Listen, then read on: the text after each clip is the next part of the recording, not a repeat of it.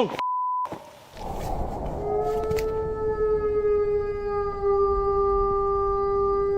Oh. Oh.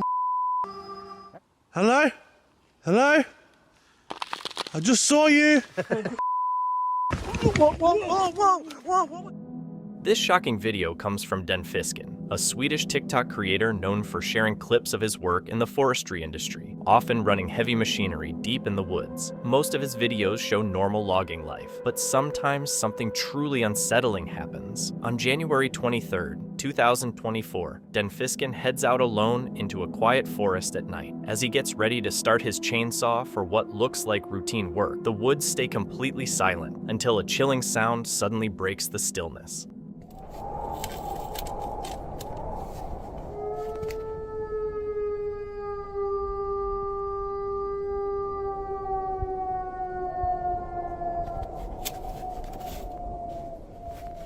The sudden, unsettling noise leaves him frozen in fear, clearly rattled. After the video was shared, theories quickly spread. Some argued it might have been a timber wolf, a genuine danger in Sweden's thick forests, while others leaned towards something far more sinister, a wendigo or even a skinwalker. No explanation ever surfaced, leaving the mystery wide open. Alex's channel focuses on exploring abandoned spots and places rich with history, usually traveling there on his bike and bringing viewers along for the ride. But this time, things are a little different. He's headed to Yezo, New Mexico, a nearly forgotten town where he plans to check out old general stores, a restaurant, and whatever buildings are still standing. Instead of biking, he's taking his van and even considering spending the night, though that part of the plan might not stick. Starting to get dark. It's not totally dark yet. A lot of debris. So we're here, but it's dark inside here, that's for sure. So we're gonna explore it, see what it looks like, see if we detect anything.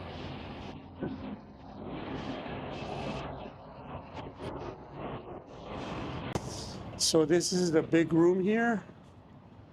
A lot of debris, furniture, that sort of thing. The town was clearly run down and carried an eerie atmosphere, though nothing outright terrifying. Even so, once Alex wrapped up his exploring, he decided it was smarter to head back to his van parked close by. Something woke me up. I heard, I think, sounded like footsteps. I'm not sure if that's what woke me up.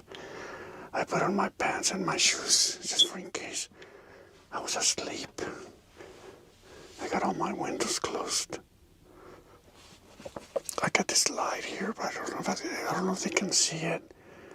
But I suddenly heard footsteps. Something woke me up. I'm not sure what it was. After a brief walkthrough of his van setup, Alex settled in for the night. But once he tried to sleep, that's when the real creepiness began. Just so you know, I'm armed. I'm opening the door. Who's there?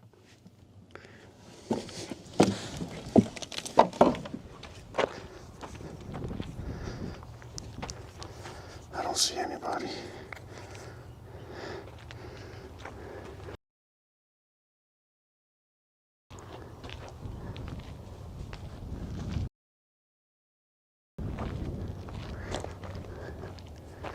Anybody there?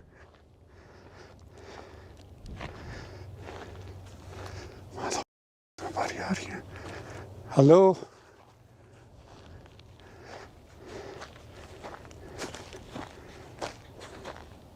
Maybe they went inside that schoolhouse.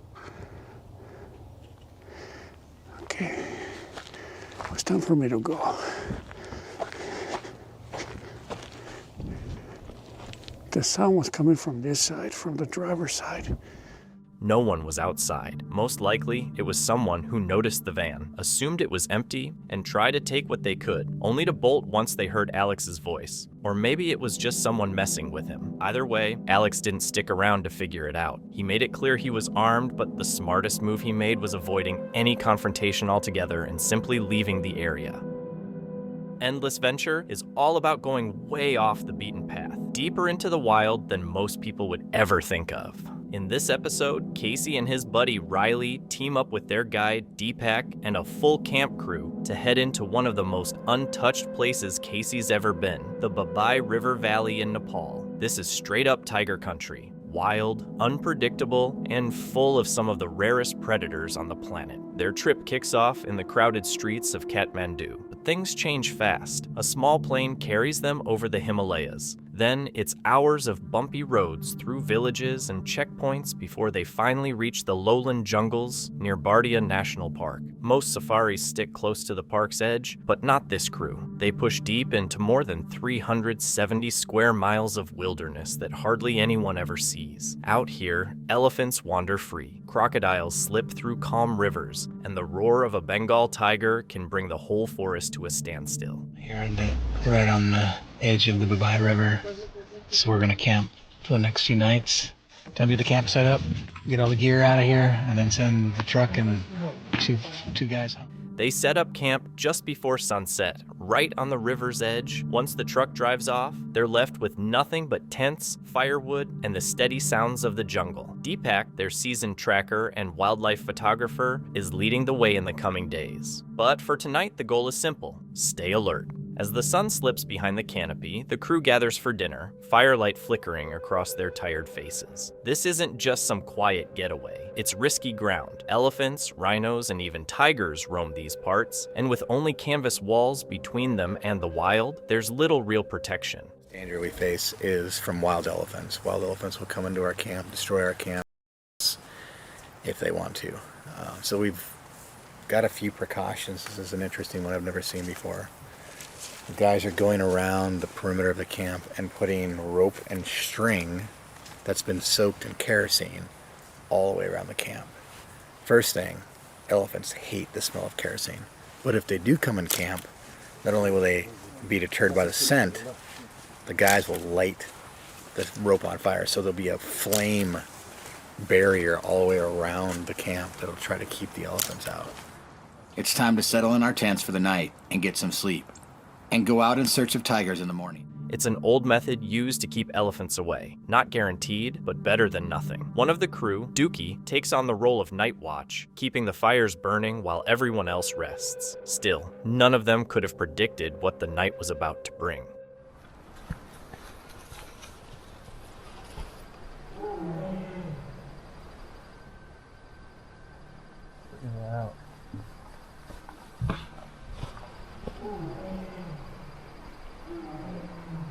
Two of them.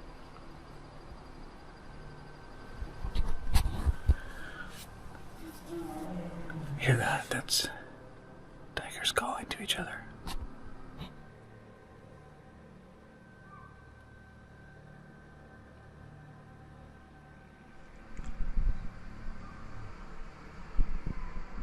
It's midnight.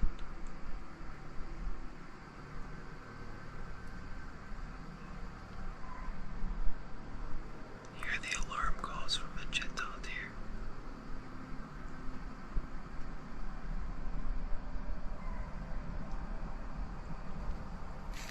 The gentle make very specific alarm calls towards tigers, and that is the tiger alarm call.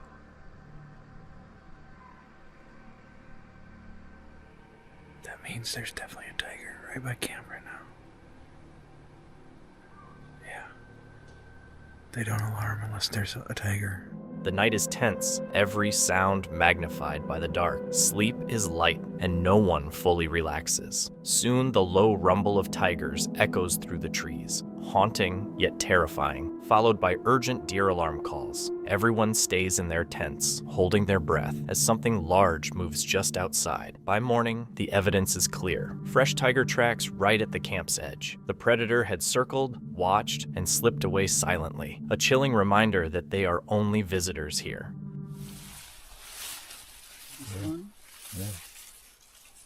This one return. Let's Back and forth. Fresh tiger tracks around camp. Walk back and forth. So tiger came into camp last night, saw the camp, turned around, and then walked back out that way. Around midnight we heard some chital deer calls over in this direction too, so that's probably what they were alarming at.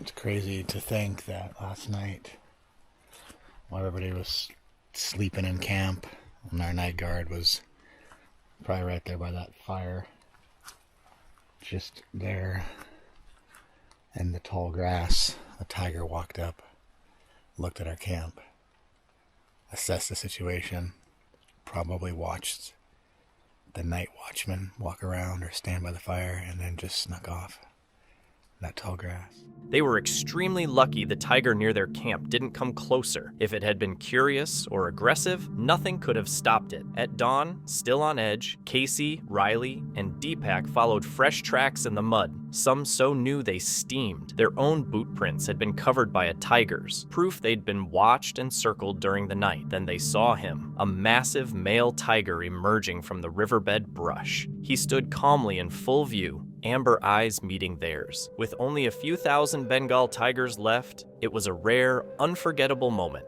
The Babai Valley tested their awareness, courage, and respect for the wild, reminding them that true power moves silently and is always watching.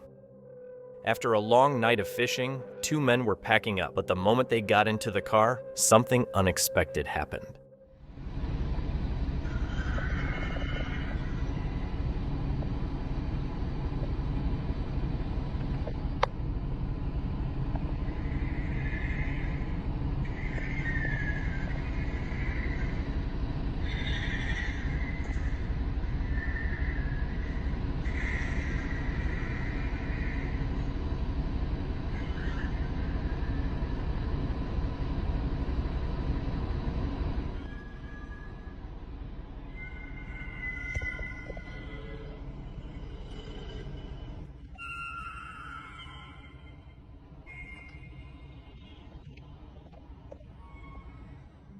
A piercing screech rang out in the darkness, not from one spot, but all around them. The sound sent chills racing up their spines. Who or what was out there with them? Luckily, whatever it was never revealed itself, staying hidden in the forest shadows.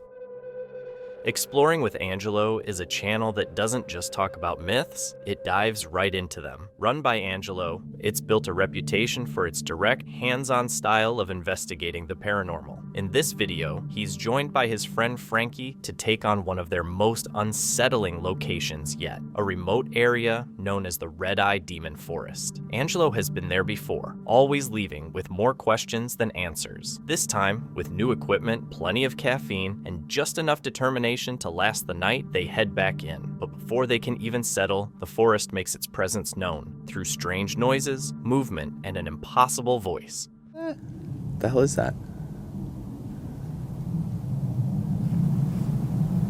Oh. The hell? Okay, now it just sounded like something got thrown or... What the hell was that?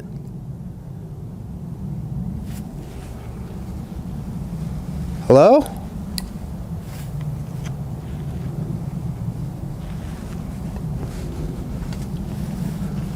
Okay.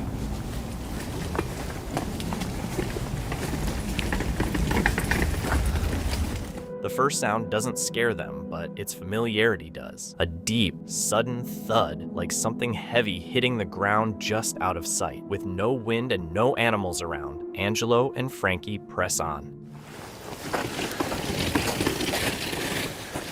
Was it that thing moving? I don't know. Does that thing even move anymore? I don't think so. Huh. Weird. Alright, well we're here.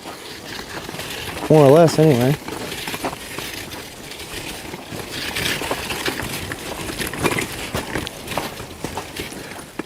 Alright, home sweet home. Our old fire pit is still here. And untouched. Yeah, so that's good, I guess.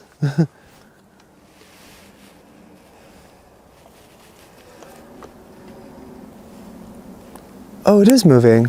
Look at that. It is? Yeah, look, it's spinning. Oh yeah, it is. I've never seen that move before. Neither have I. Cool. All right, well that debunks that. Yeah. I mean, I didn't really think it was anything paranormal to begin with. It just kind of caught us off guard. Angelo and Frankie hope it's just another camper somewhere deeper in the woods, so they decide to let it go and continue setting up camp. For a while, the forest grows quiet, and their unease eases into a fragile sense of normalcy. But in a place like this, comfort never lasts. The silence is only temporary. So creepy. One espresso coming up.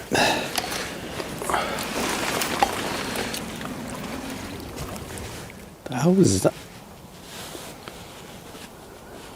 So I came here, I was literally just peeing in this corner, and I saw two red eyes just over there staring at me. That's why I literally freaked out. I don't know. Did you finish your pee? I wouldn't have. It was like just about to finish. So Oh, okay. It was relatively good timing, I guess. But what did I just see? Cozy.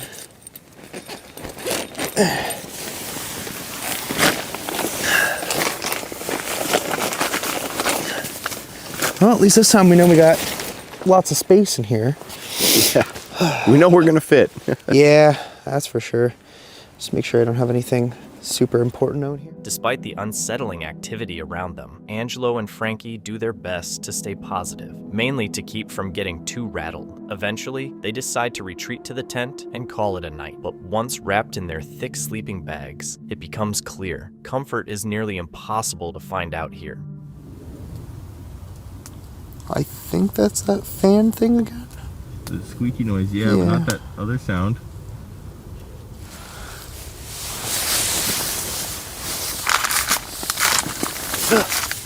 Why must you disrupt my comfort?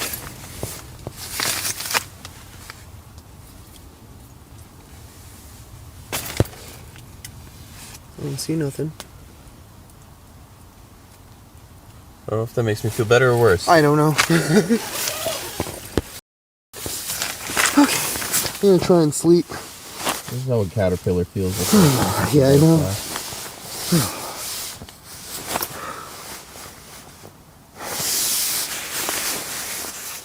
Angelo and Frankie ended up sleeping through the noises, and maybe that was for the best. The rest of the night passed quietly, with nothing unusual showing up on their running camera. But early in the morning, before the sun was up, the silence was shattered again. The strange sounds weren't finished. Okay, that time it sounded like an animal, but the first time it sounded like an animal. Yeah, I don't know. We heard something and it...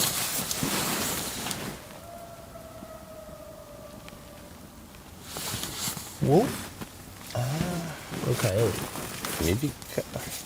I don't know. I have no idea. I'm not sure.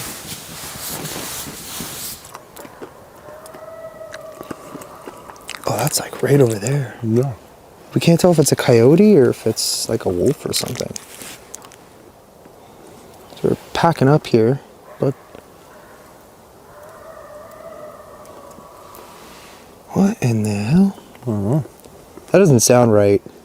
Doesn't. No. Almost sounds like it's in pain. The cry twists and echoes like something in pain, or something trying to mimic it. Angelo and Frankie don't wait to find out. With their gear quickly packed and tension thick in the air, they head straight for the car, long before the sun climbs over the treetops. It was a night full of unanswered questions. Whatever was out there won't be forgotten anytime soon. But what do you think? What was really happening in those woods? And who or what was near their camp while they slept? This creepy footage comes from Exploring the Unknown, a channel that documents real encounters with weird and often unexplainable events during camping trips to remote or abandoned places. On the night of September 4th, 2021, what started as a calm evening under the stars quickly turned unsettling. Was that a whistle? I think so.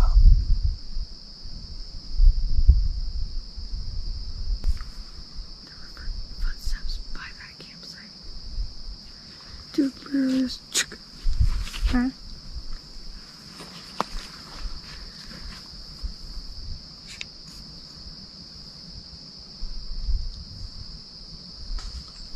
What?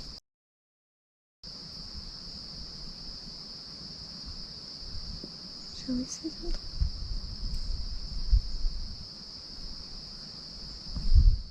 Hello?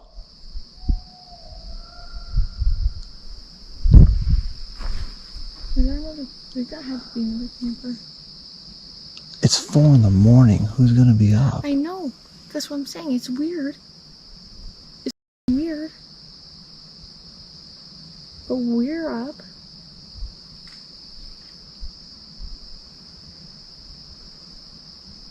Okay, here we go. The group had planned just a regular night outdoors, but shortly after midnight, the vibe changed, and things quickly took a strange turn. If someone's really after us or they have a quad or something. But we have a car.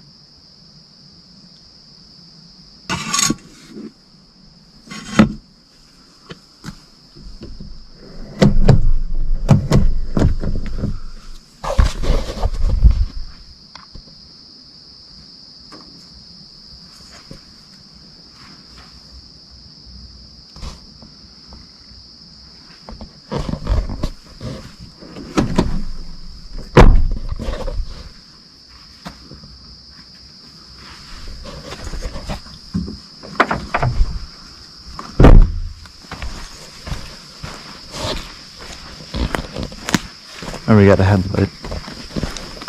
I did forget. Mm-hmm.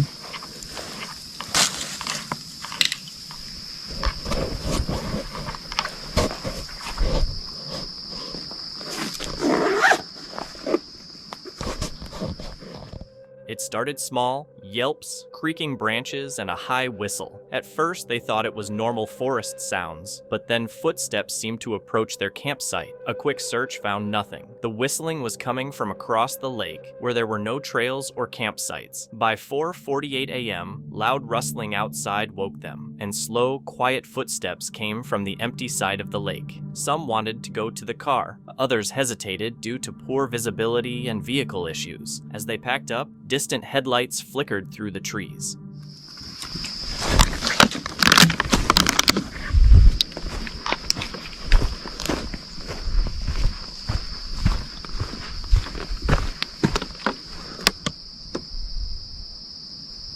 You hear that? No, that. I don't know. I'll maybe go a little bit faster if you can.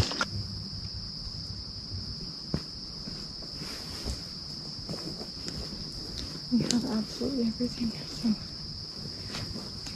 don't need to hurry. Lower it for you.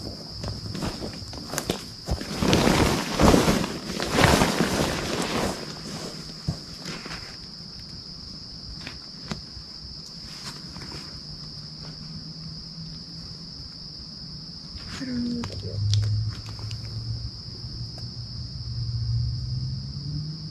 Just got it.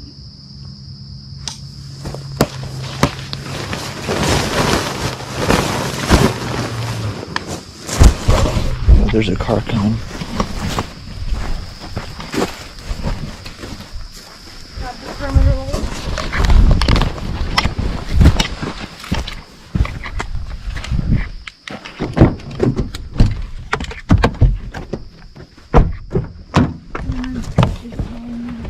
It's not working on the floor.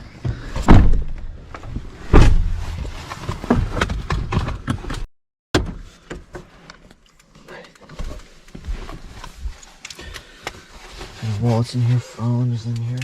They started hearing quad bikes, engines roaring, weaving fast through the forest. Who was out there at this hour, and so deep in the woods? That's when the group realized this wasn't random. Someone or something had probably noticed them first. Were these strangers playing a twisted game, or had they stumbled onto something they shouldn't have? Share your thoughts in the comments. Bear, known to fans as Jer-Bear, is no stranger to creepy encounters in the woods. His channel focuses on solo adventures, often in areas associated with cryptid sightings, particularly Bigfoot. In this video, though, he doesn't just explore a legend, he dives right into it. A viewer had left a detailed comment on one of his Bigfoot videos about a scary encounter in a remote part of Ohio. The description was so precise that Bear immediately recognized the spot and decided to check it out himself. His plan, a nighttime investigation, revisiting the exact location to see what happens when he's alone there. Okay, another Bigfoot adventure. Keep your eyes and ears open on this one, guys. Like I said, one of you fam. It was I have no idea. I wish I could remember the comment. What video? We've done so many cryptid and Bigfoot videos. But one of you guys commented, and you was describing this place of where you had your experience in Ohio.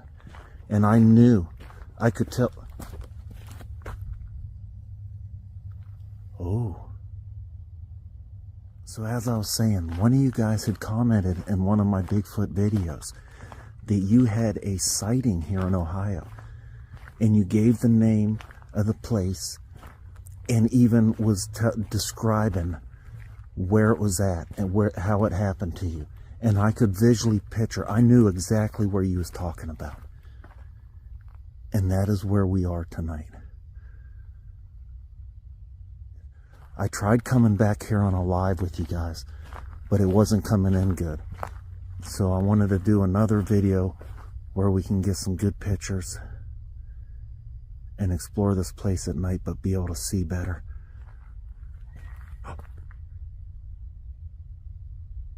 What was that? That was like a whistle. Didn't that sound like a whistle? Things quickly start getting strange. As Bear moves deeper into the forest, he notices unusual signs, whistles, knocks, and sounds like faint footsteps on gravel. At first, he brushes it off with his usual mix of nerves and humor, but then physical sensations kick in. His head tingles, his scalp feels like it's crawling, and he feels pressure in his chest. At one point, he even jokes that it feels like his hair is growing, a weird way to describe just how electrified and intense the air around him feels. It makes it so much more intriguing and scary for me.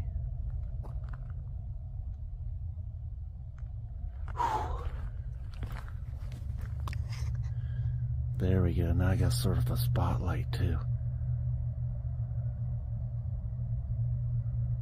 Yeah. That's more better. Like my hair's sort of standing straight up. That's funny. I'm feeling something. I'm feeling something. The hair on the top of my head feels like it's growing right now. Oh my goodness.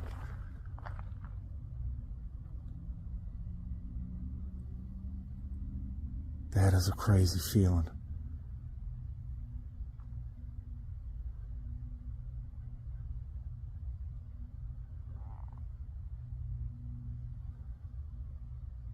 My hair is growing. It feels like, oh, even my face is tingling now. My whole head is freaking like pins and needles. Feels like needles. Look, that tree's been ripped off. Needles.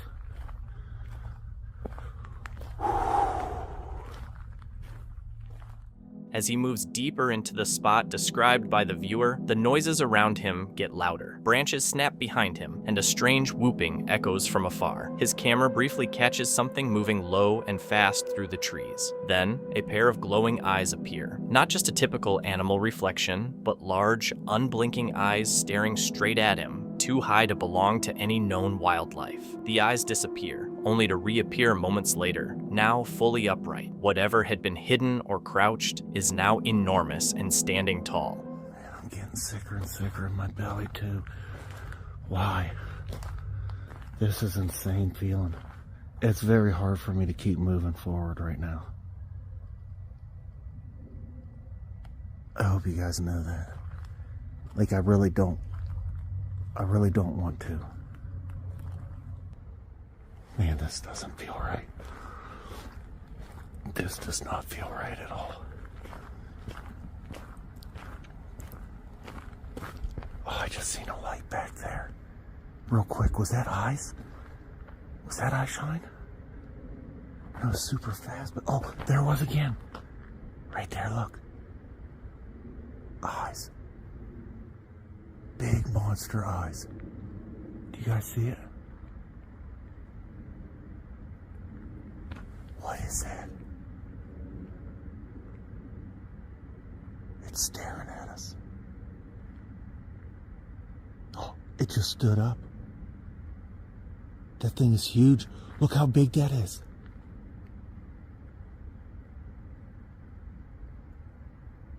Right in the middle of the...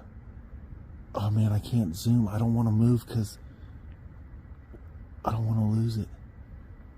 That thing is big. What is it doing? It like got low. It went lower. Bear stops suddenly, whispering to the camera that the figure has a full head, shoulders, and outline. It isn't moving or charging, just watching. When he tries to zoom in, the camera won't focus. He stays perfectly still, careful not to provoke it. Slowly, the creature crouches and vanishes into the trees. Bear then heads toward a bridge that crosses the sighting area. The subscriber had reported seeing Bigfoot here before, either from the bridge or the nearby shoreline while fishing.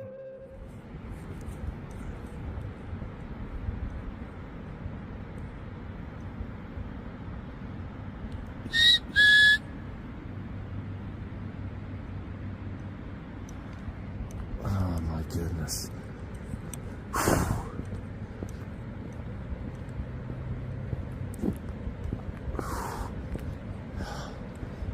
Okay, what? Oh.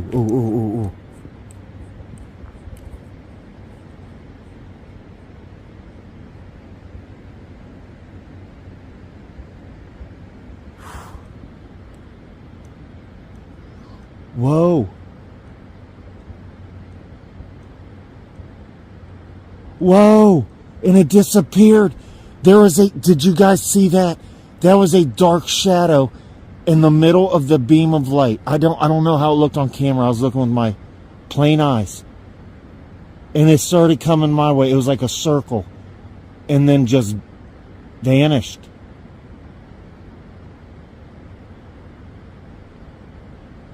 Something dark.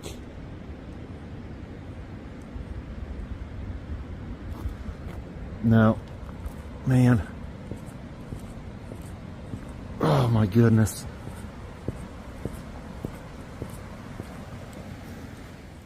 At the center of the bridge, Bear's flashlight reveals a large, brown, still shape partly hidden by trees. It vanishes quickly. Then he hears movement behind him, a splash in the stream, and crackling footsteps nearby. Surrounded on the bridge, he notices another dark shape in his flashlight beam that disappears just as fast as it showed up. Guys, with Bigfoot, my boy, on this side. Man, my blood pressure is freaking sky high right now.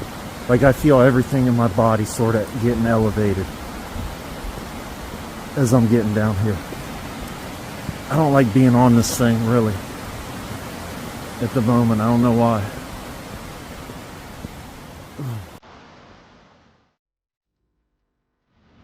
What a crazy feeling.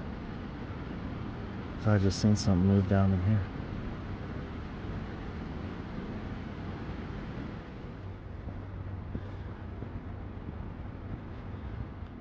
This time, he decides not to follow it. Bear calls it quits, leaves the bridge, passes the spot where the figure first appeared, and heads back to his truck. He still hears footsteps and movement along the way, but never sees anything clearly. Whether it was a person or something else, it remains a mystery.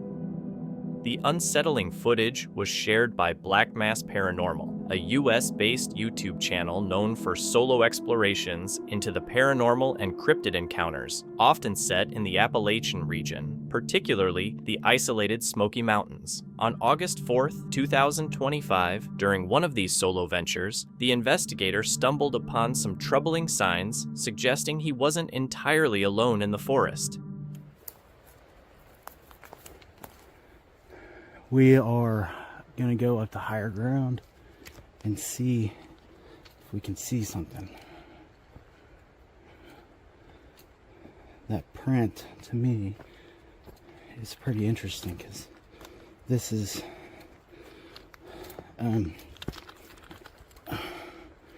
it's a pretty rough terrain area.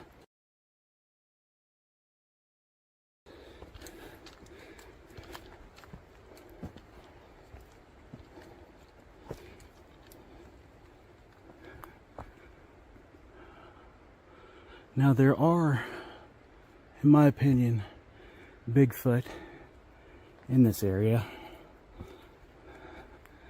However, we are not going to concentrate on said Bigfoot.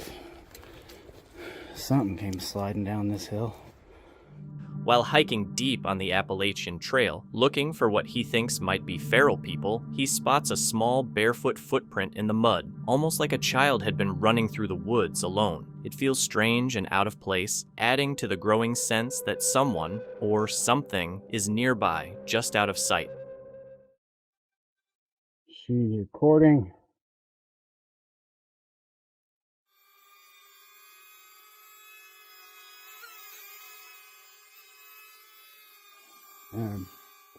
Now we got to get across this ledge here. Ugh.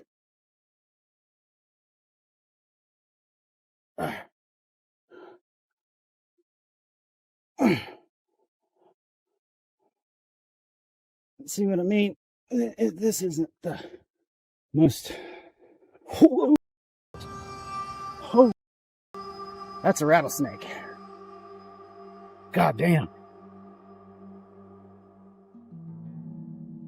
Whoa. Hi. Gotta be careful here. Alright, buddy. So, see, what's important is you stay calm. As he climbs higher to get a better view of the trail, things take a scary turn. He comes face to face with a huge rattlesnake, an eastern diamondback, known for being aggressive and very venomous. With his heart racing, he reacts on instinct, slowly backing away without angering it. Luckily, the snake seems sluggish, probably because it had just eaten. What really saves him, though, is his quick thinking and outdoor experience. He stays calm, understands the situation, and gets out safely. Work less, enjoy life. More is a channel run by Larry, an outdoor enthusiast who's embraced a slower, more intentional lifestyle. His videos showcase peaceful escapes into nature, often with his two dogs, Mason and Marty. On October 16, 2024, Larry ventured deep into a remote mountain forest south of Flagstaff, Arizona. In the quiet regrowth of an old burn area, he set up camp, ready to relax in solitude and enjoy the peace of the wild. But as night settled in, something in the darkness shattered that calm.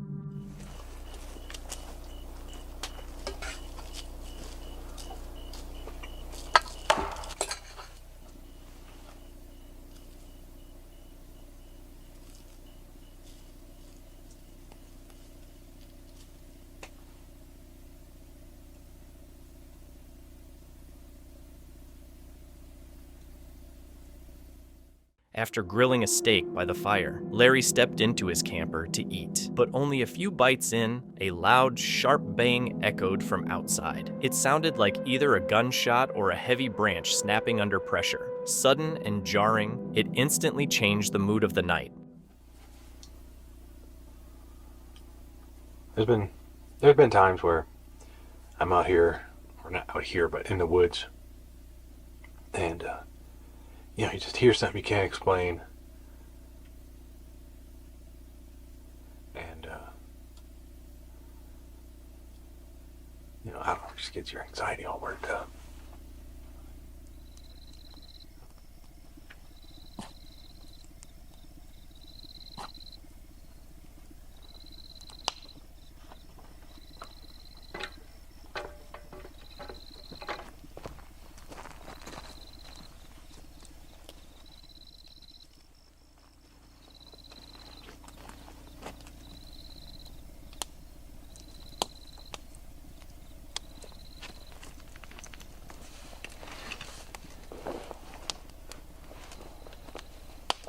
Starting to get cold. I had to switch into my sweatshirt.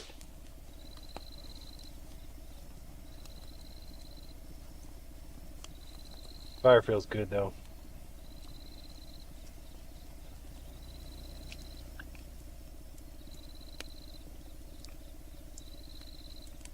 I catch myself just sitting here listening.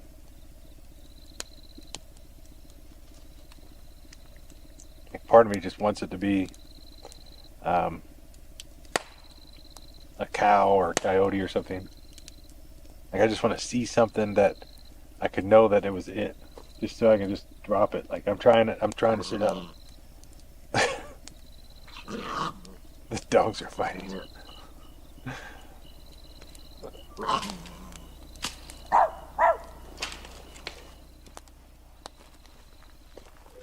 Startled, he steps outside to check but finds nothing. Trying to brush it off, he goes back to his meal, though the noise clearly weighs on his mind. Eventually, he returns to sit by the fire, admitting out loud that he wishes he knew what caused it. Almost on cue, the sound erupts again, loud, sharp, and still without explanation.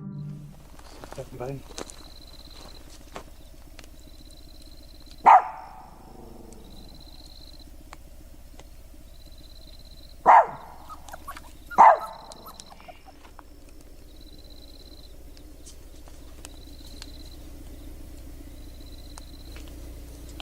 Hi.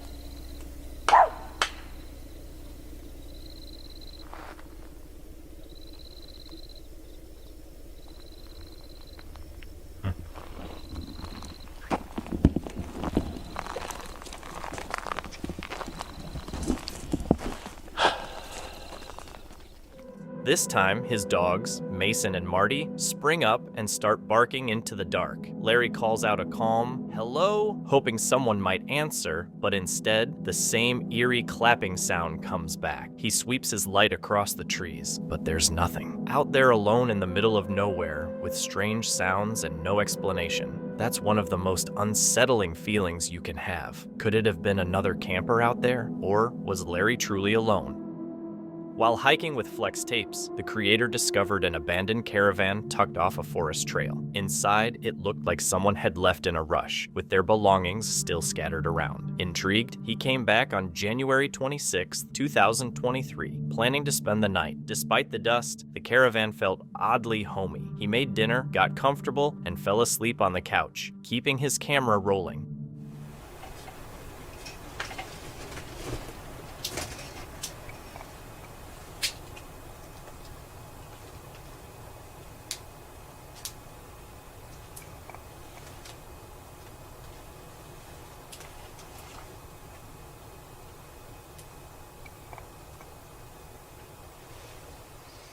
Later, the footage revealed strange noises throughout the night as if someone, or something, had been inside, though the creator had slept through everything.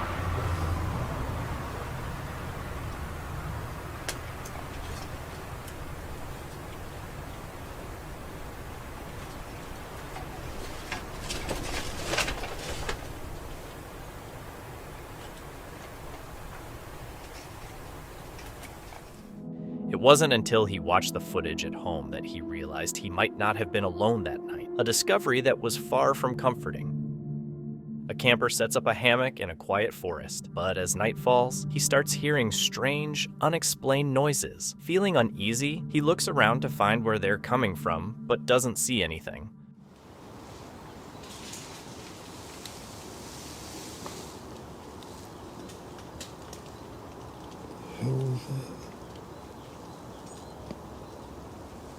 I got back here and I'm standing here, and then suddenly the tree next to me just crashes, like, you know, like if a bird suddenly flew out of it, like it was startled. And the bushes are all shaking and it's crashing, but there's nothing in it. And then another one. This went on 3 or 4 times at least. And then a large branch. There was no crack. There wasn't like a crack and then a crash.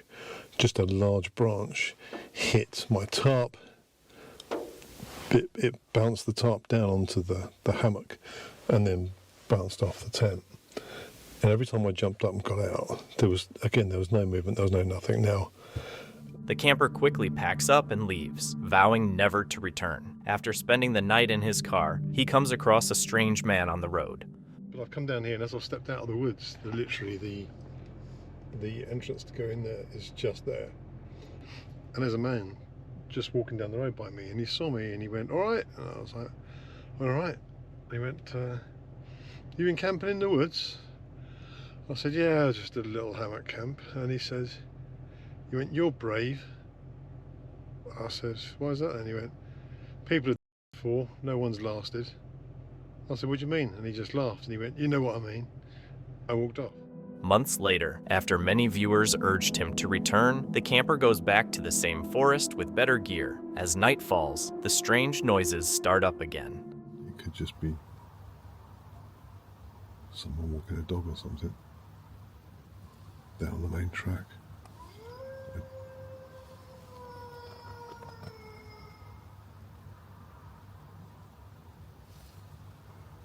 It's closer.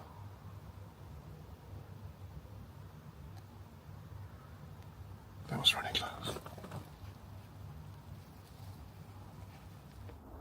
Mice and things dotted about. Nothing around there.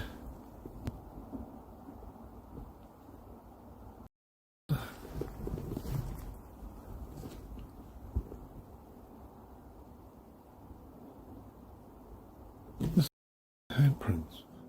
So, who do you think those handprints belong to? Do you think it's something paranormal or not? The chilling video comes from My Name's Teo, a van life and solo travel vlog that shows the real, unfiltered ups and downs of life on the road. On July 27th, 2025, what was supposed to be a peaceful night in the Colorado mountains takes an unexpected turn for Teo and his group. So I think tonight we're gonna do a fire, and yeah, I think that's all we got planned for right now. How you feeling, Collie? Good. Good? Definitely longhorn sheep. Yeah. Definitely. Beautiful. It's a beautiful area. Yeah. We're gonna do a fire right there. There you are, friend. Majestic. He's gonna cross the road.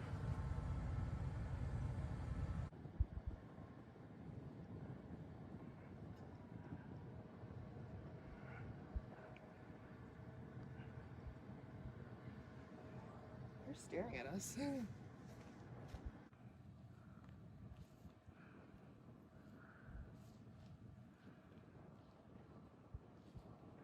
I don't know what he's doing.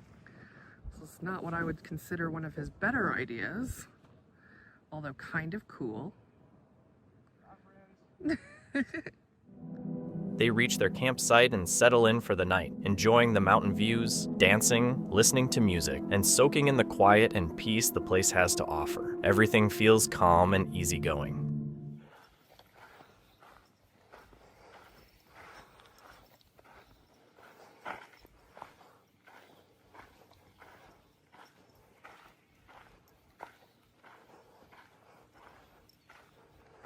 Oh wait, here it is again. I caught the tail end of it. Are they gonna walk past again? Yep, they just kept walking. Look at those shoes. Those what? Yeah, those are black shoes. Those are sandals. For sandals? Yeah, and those are gray sweatpants. What are they doing? What are they doing? Are they kicking my tire? They're doing something.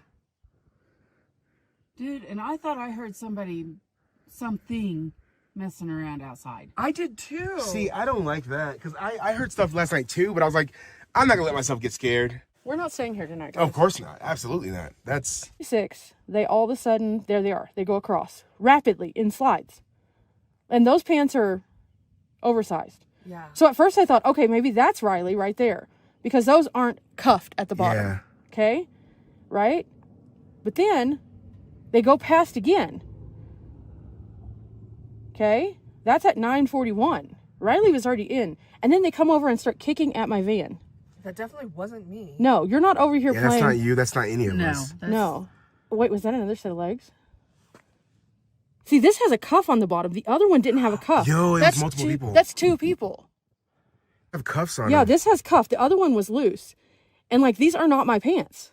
Because my pants have a design. I don't have a single pair of so pants you that would have cuffs. see the design in the pants because I've worn these in front of the camera before. But the next morning, the peace is broken. After hearing strange noises during the night, they check their trail cameras and find something disturbing. The footage shows 2 unknown people sneaking through their campsite in the middle of the night, circling the vans, and even kicking the tires. No one in the group had seen or heard them at the time, and there was no confrontation. Still, just knowing strangers were hanging around their vehicles while they slept was enough. After breakfast, they all agreed it wasn't worth the risk, so they packed up and left right away, deciding not to stay another night.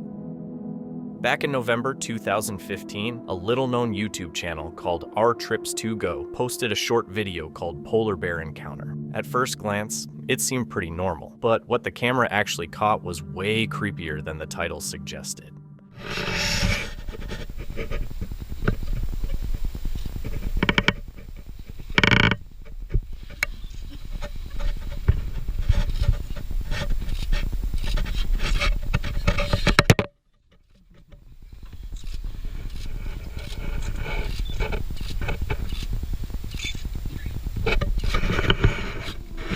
The guy filming was just heading toward a cabin in what should have been a quiet, remote campsite when a strange noise started coming from under the steps. At first, he shrugged it off, thinking it was some distant animal. But then he looked down, and there it was. Not just any animal, a bear. As it slowly crept closer, his fear grew. In a terrifying moment, the bear reached out its paw like it were trying to grab him. Then, just as suddenly, it vanished, maybe circling around for another attack. Before anything else could happen, the video cuts to black, leaving all the questions hanging. How did the bear find him at the cabin? Did it come closer, attack, or just disappear into the wilderness, leaving only the eerie silence behind?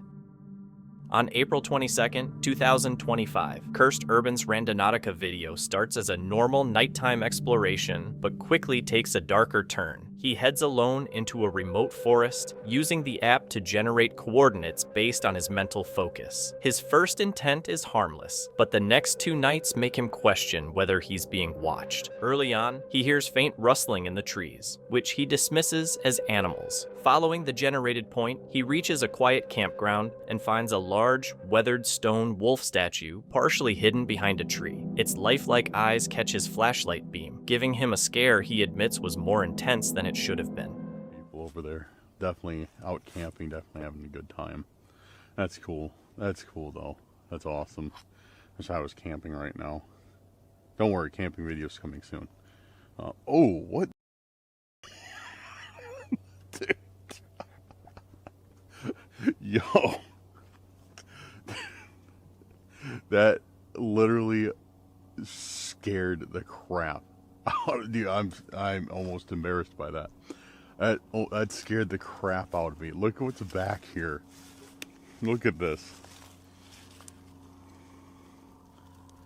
It's the wolf statue of some sort.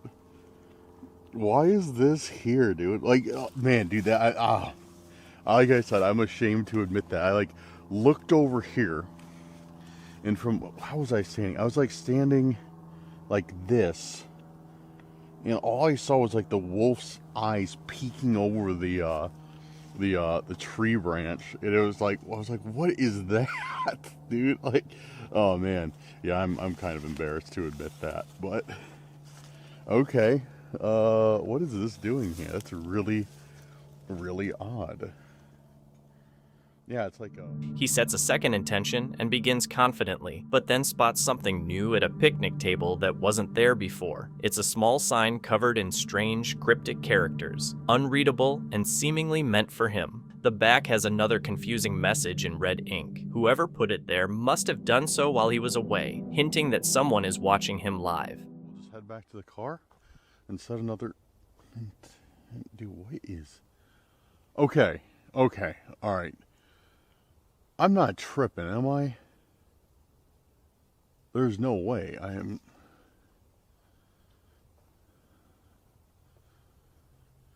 There's no way we missed this. There's something on this table. I say that like you guys can't see it. Hey guys, there's something on this table. Oh, I guess you guys didn't see it. No, I'm sorry. Sorry for stating the obvious, but there's something on this table. And we walked right by here.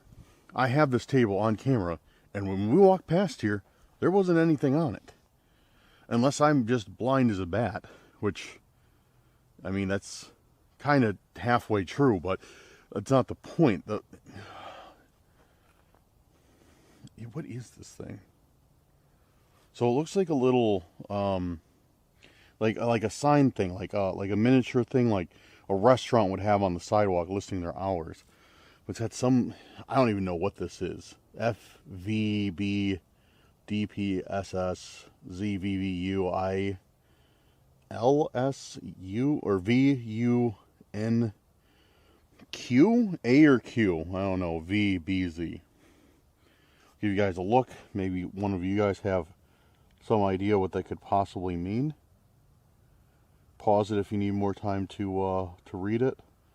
Let me know in the comments if you have any idea what that means. That doesn't make any sense. Dude, like, I'm not even joking, man. Like, we just went by here, and there was nothing here.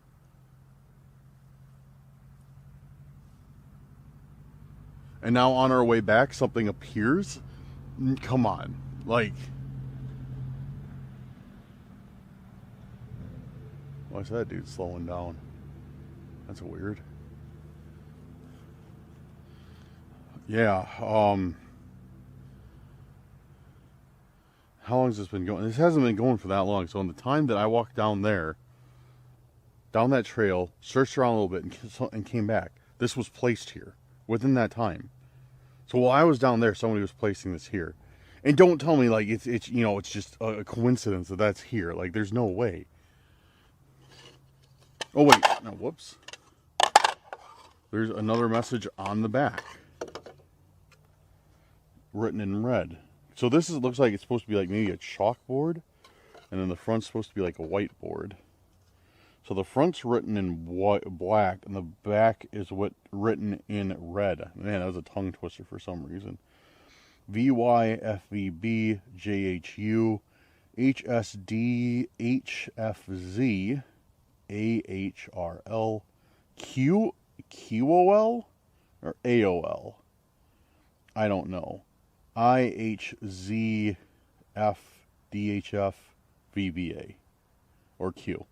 Those A's look like Q's. Whoever's leaving this stuff, make it more legible. Your handwriting sucks. By his third attempt, he's visibly rattled. Hoping to shake off the strange energy, he moves with the opposite intention. On a dim trail, he spots a flashlight beam aimed at him. When he calls out, the figure turns away slowly, ignoring him. A few minutes later, it's gone, as if it vanished into the trees. He suspects the same person may have been following him all night and could be the one who left the coded messages. Yeah, they just turned away from me. Okay. All right, dude. What is it? Okay. What's that about? All right, oh man, I'm gonna leave. That's not. It's like not a normal reaction. Because at first, like, it's getting late, and I don't know exactly what time it is, but I know it's getting like towards the time that this place closes.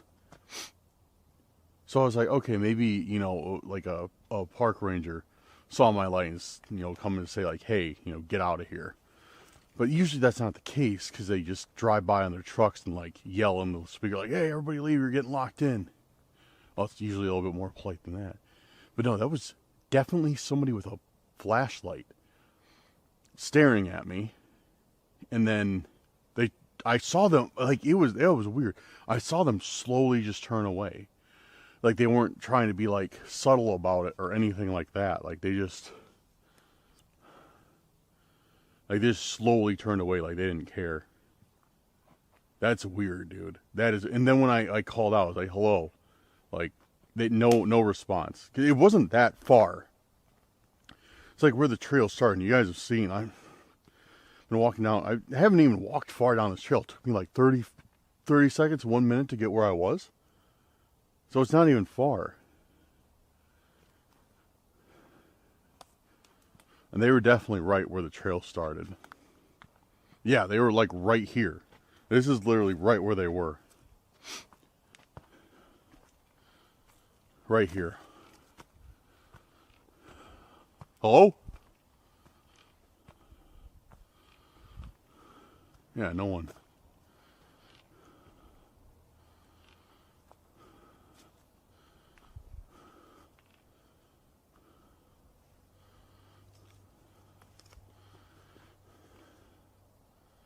Yeah, there's no one at all.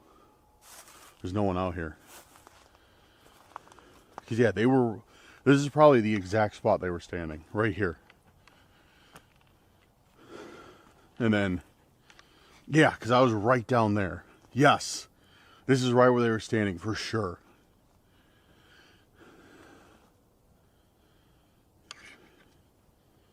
Because I was, like, straight down there. Like, right there where you see the laser pointer. That's where I was. So, it's not like they didn't hear me call out. Because any normal person would like be like, oh, good evening, or, oh, hey, how you doing, or whatever.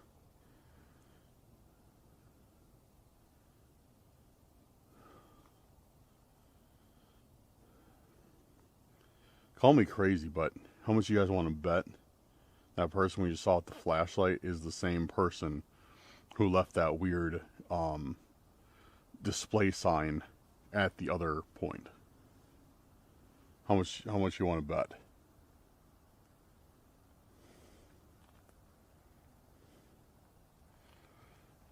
All right, so we definitely have a stalker out here. The following night, he explores a different forest with a new practical intention and finds a portable power bank lodged in a tree. Despite being dirty and exposed to rain, it still works. For his next intent, he uses the phrase, "red skies at night," which leads him to a narrow bridge over a stream. Underneath, he discovers a small wooden model, like a rough house or tower, with a cryptic message reading, "Your tower won't save you," and an arrow pointing to a vulnerable spot. This is part of a growing series of unsettling, seemingly connected messages. Set it up here. It's like, oh, dude, of course. It looks like a toothpick holder or something.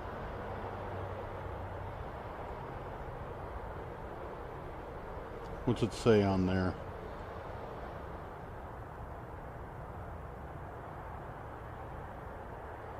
Come on, focus on it, camera. There we go.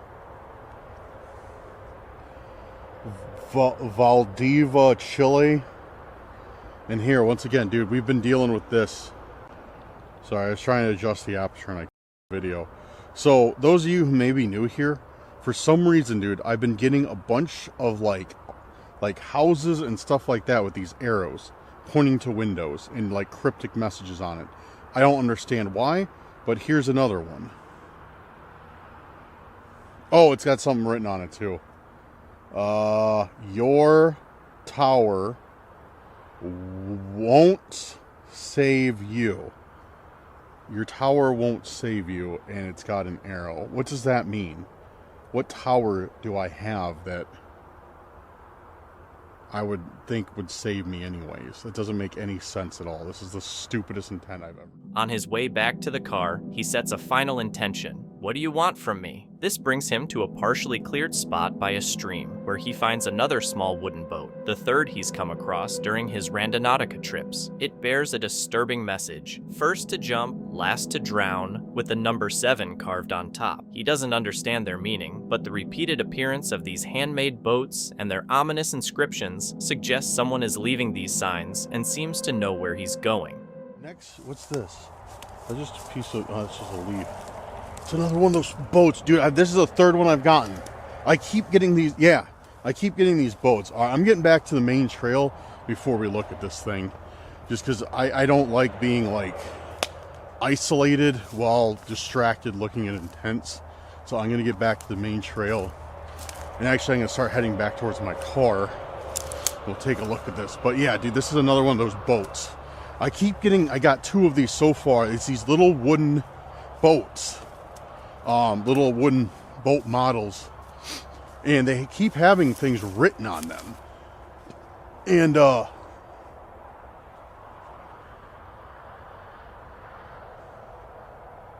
just heard something moving through there. For sure, I heard something moving through there. Alright, anyways. Yeah, so it's these weird boats, like I was saying. I was gonna start walking this way, and then yeah, I'll show you guys. So here, let me shut this light off. Let me get around this mud first, then I'll shut it off so you can actually see. Alright, so yeah, it's this boat. And yeah, there's something written on it just like the other 2. First to jump, last to drown. What? First to jump, last to drown. Nothing written on the bottom. Oh! That's new. On the top is written yeah, 7. What's that mean? First to jump, last to drown, then a 7 on the top. Yeah, like I said, third one we found. And they've all had like nautical themed messages written on them too. So I don't know, kind of odd. Well, more than kind of odd, very odd. So yeah, I really don't know what to think of that. Alright, we're gonna set our last intent, because I'm done after this, after finding 2 of these in a row. So we're gonna set our last intent, and I'm only gonna be taking it, like, I gotta go that way to my car. I'm only gonna take the intent if it's that way. And if it's not, I'll run another one until we get one in the direction of my car. Just as he's about to leave, he arrives at a spot called Finale, back at the picnic shelter near his car, where the night began. It looks empty at first, but under a table, he finds a wooden box holding a small plastic pill container with a note reading, "Down the rabbit hole, try me." It seems like a challenge, or possibly a trap. He decides not to take the risk, grabs the container, locks his car, and drives off. So why am I out here? Why was this the final point? Hi. Written in gold paint. Yeah, why was this the final point? It doesn't make any sense. I don't think I missed anything, right? I mean, I didn't flip over every table or whatever, but I don't think I missed anything. It reminds me of the time, that grill. That reminds me of the time one of our older Randonauticas, we found a grill quite similar to this one in Max. We found like some leftover burgers and hot dogs and brats and chicken and stuff on. Well, I don't know. I don't remember exactly what was on it, but it doesn't matter. Max went up and ate one of the brats. That was funny. Oh, what's this? There's something under the table. Nothing. I saw tape and I was like, oh, maybe something's taped under there. See if there's any tasty goodies on the grill tonight. Nothing. Okay. There is something that I almost missed, and that's a wooden box.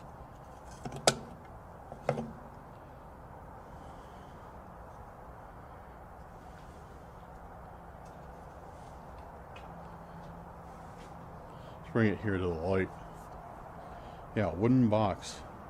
Definitely opens. Sure want to bet we're going to find something inside.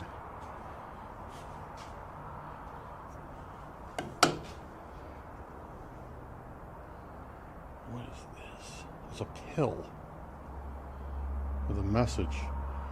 Down the rabbit hole, try me. Yeah, no thanks.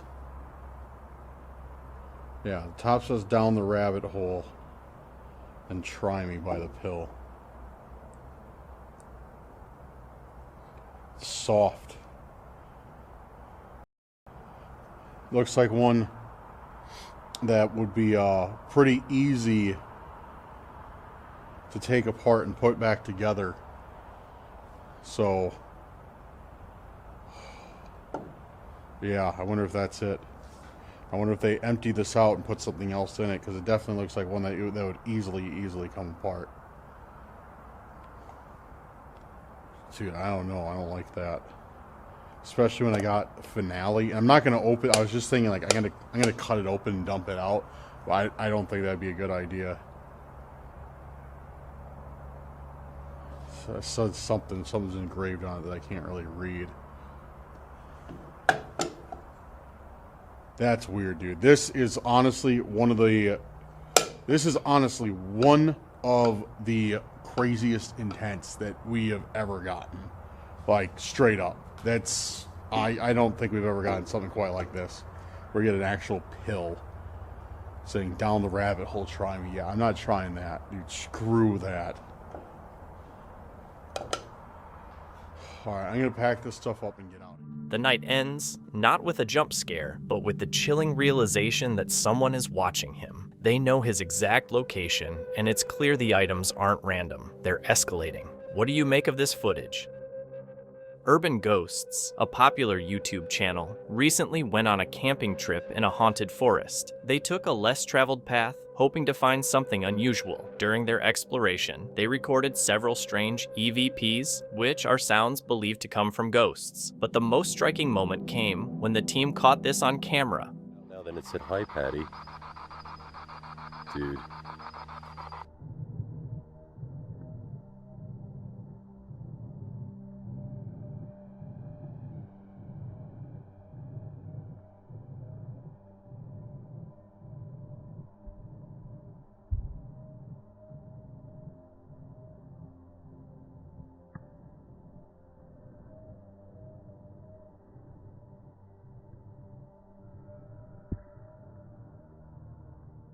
As the camera moved through the darkness, a mysterious figure that looked like a woman appeared standing among the trees. On September 12, 2024, the YouTube channel Stay Haunted released a video exploring Ballyboley Forest, one of the UK's most notorious paranormal hotspots. Known for poltergeist activity, mysterious druidic rituals, and unexplained disappearances, the team set out to find a legendary altar hidden deep in the forest. But soon after entering, unsettling events began to happen. No, I think we need to get up. Yeah, let's go up. Right, which way we're going? Back the way? Back away so then we know which way. Right, back in the forest again. My light's having a meltdown. I don't understand why it's flashing like that. Because it's fully charged. What? Yeah, all the trees are all broken. Oh my god. It's crazy. Yeah, my here, fully charged light. And it's dead. What the hell, like? Oh, I don't know what this is doing. Hold on. We still need to get out there, but be checking them up where you are. My torch. Look at this. Fully charged battery, charge of 4 left. And it's dead. Right. We're here. Uh-huh. I want to get to here. So the meat was we go out here, out this tree line. Yeah. And then cut across, there's a big path there along the water and then over to this building. Okay. And investigate that building and then the druid altar's maybe up behind it somewhere. Like further up the pathway. Yeah. But See, originally what I had planned was we came in here and walk along this path here. So walk right along that, straight to that. Yep. But me and you Are we in? walked in here and Oh. walked way in that middle of the forest. Jesus, that's crazy. Their lights started acting up almost right away, with fully charged flashlights flickering or cutting out completely. The group quickly lost their sense of direction. Trails on their maps seemed to disappear, and familiar landmarks like rivers, dams, and stone walls were either misplaced or unreachable, as if the forest itself was moving. Despite the confusion, they pushed forward through fallen trees and dense underbrush, feeling more and more detached from reality. Then they heard voices, soft, childlike, and impossible to pinpoint. Several team members reported hearing children calling or whispering from the shadows. The air grew heavy and oppressive, leaving even the most experienced investigators on edge. The little girl. Have you heard children's voices? Right here, you know? Yep, I heard it. Hello? Right, everybody, we have now just went in to do an investigation in the pitch black in Ballybowie Forest. We're now hearing stuff. What was that moving? This is crazy. Oh my god, he's seen something moving. The other torch? There's not many Shine people. up there. Not many people that can say that they've... See up there where your torch is? Yeah. There's like a shadow or something just walked across and moved. Shadow? Yeah, like a shadow figure, like dark figure moved across there. Right where your torch is now. Yeah, there. So, we're going to do a bit of an investigation because we just didn't want to leave. Because we couldn't find, obviously, the altar and everything. But we've had some crazy stuff happen already, like I tell you that. And even on the way here, mad stuff's been happening. So, let's do this and get spooky. I'm gonna set some stuff up.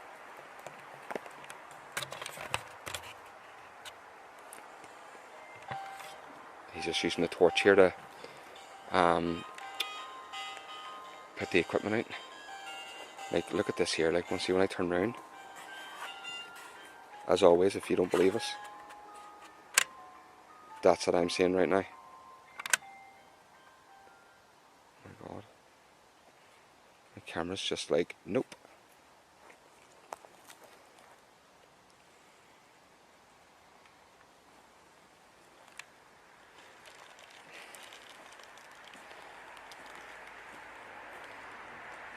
Cap all over there, there's a cap all over there, there's a music box. Oh my god. This is crazy.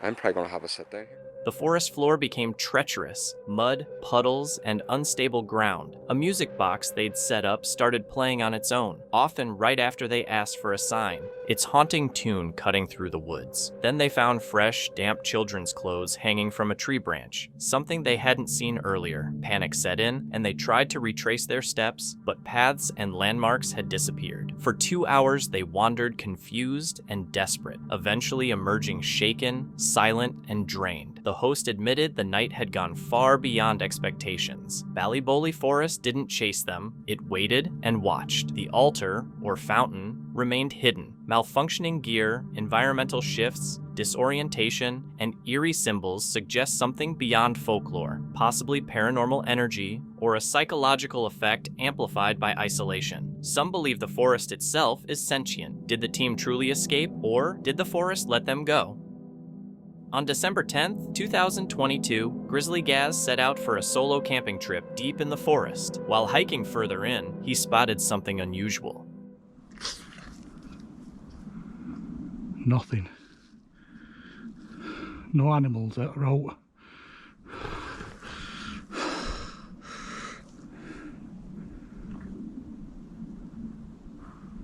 You'd think there'd be something in there, wouldn't you? Some birds or something at least.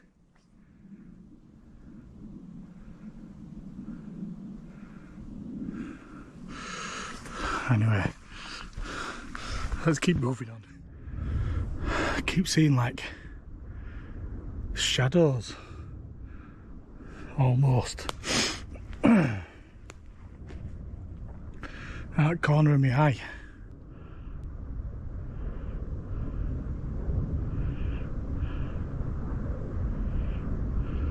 Oh, it's dead quiet. As night fell and he sat by the fire, this occurred. The owner of the land has just been up and had a word with me. As you can see, it's pitch black now. And he's asked me not to camp here tonight. Only reason being, I mean, we had a good conversation, like, and he's given me his number so I can camp here again. Reason why I can't camp here tonight is because they're hunting early in the morning, so they're in here, so he don't want anyone in here. That's it for me then. I'm gonna have to get this packed up quickly in dark. Fortunately, they knew he was there. Otherwise, things could have ended very differently. To this day, the identity of what or who was lurking with him remains a mystery. This account takes place in Sasquatch Alley, a remote forest known for strange activity and alleged cryptid sightings. Unlike typical group trips, this is a solo expedition. Grassman 58 ventures out alone for a multi-day stay in an area he's never camped before. It's spring, and although the slow-moving creek nearby usually brings lots of mosquitoes, the conditions are unusually calm. To keep any visitors away, human or otherwise, he sets up 2 tents. One for sleeping and one for storing his gear, including an audio recorder and a GoPro aimed at the tree line, making it look like more people are there. With years of experience and equipment suited to different environments, he's fully prepared. As daylight fades, he explores the area around his camp, noticing bent tree limbs and narrow paths near the water, subtle signs of repeated wildlife activity. I was dead tired, so I went to bed around 9 p.m. And my second tent, I have my Zoom recorder inside there.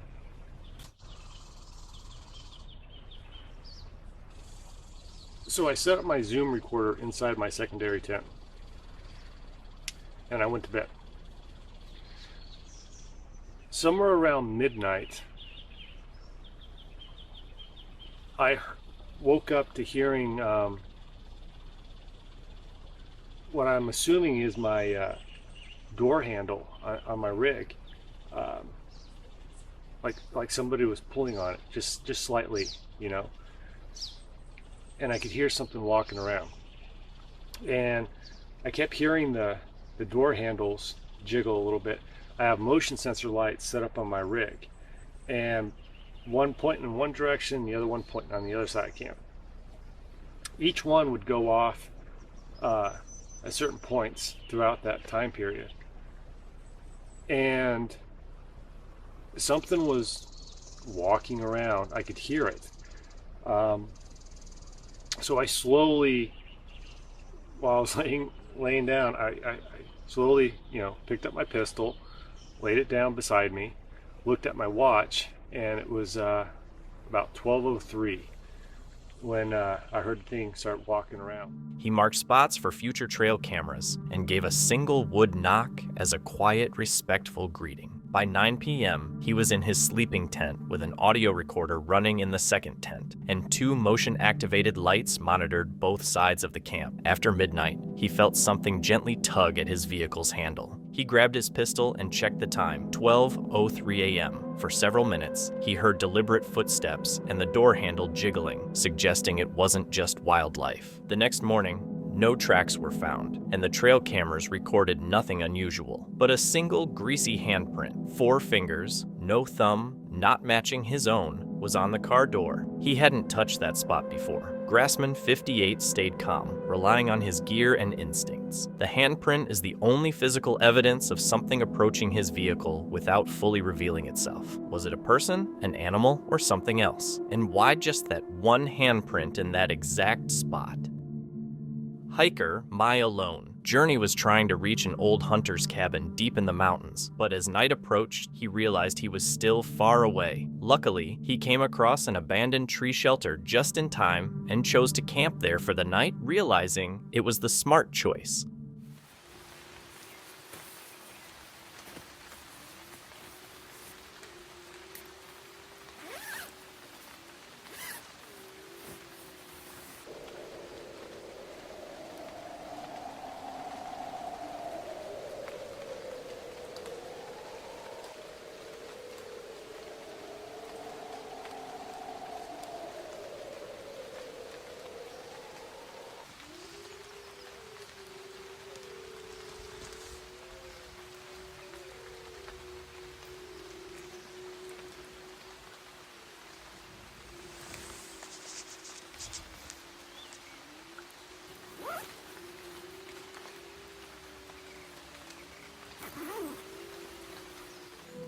a pack of wolves started circling nearby. Had he tried to reach the cabin that night, the outcome could have been much worse.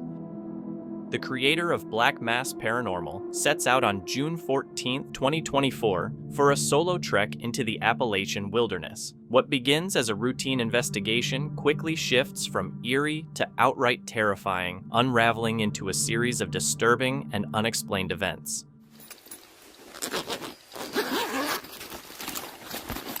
Oh my God, Brian, stop opening your first aid kit.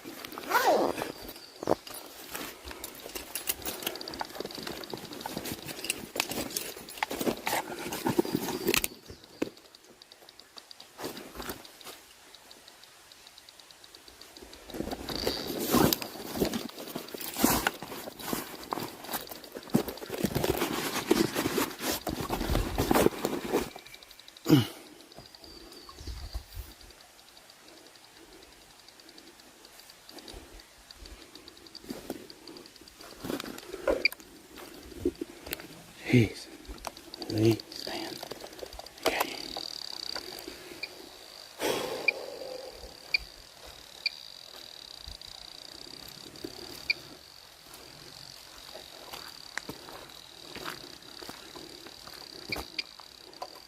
There's a whole bunch of holy.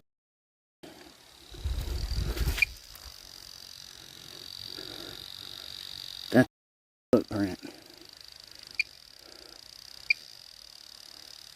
Like a human footprint.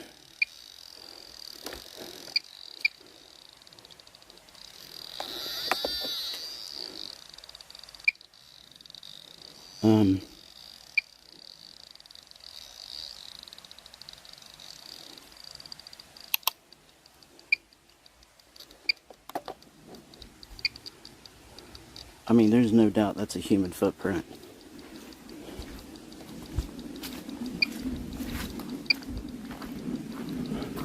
Where a human footprint should not be. While following a remote trail, he notices something unusual, a human footprint pressed into the mud. At first, it doesn't seem too alarming, but then it hits him. The print is barefoot, and in this part of the forest, no one should be wandering around without shoes or gear. I mean,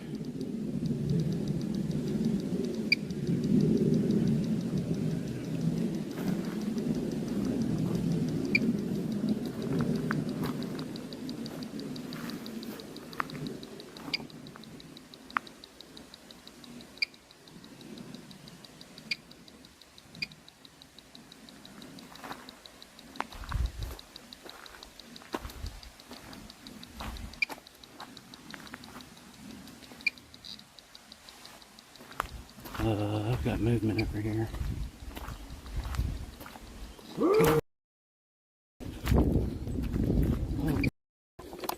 What the is that?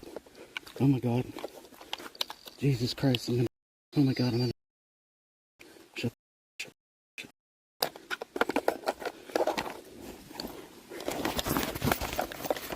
Son of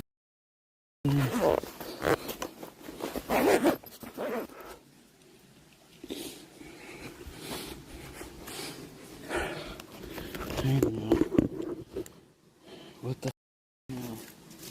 That sound. Gee. Jesus Christ. Please protect me. Please protect me, Lord. Please protect me. Please let me get home.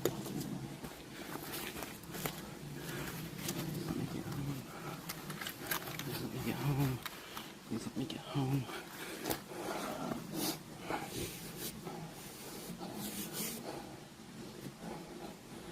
Oh my God. Oh my God. Damn. Fell off. Come on.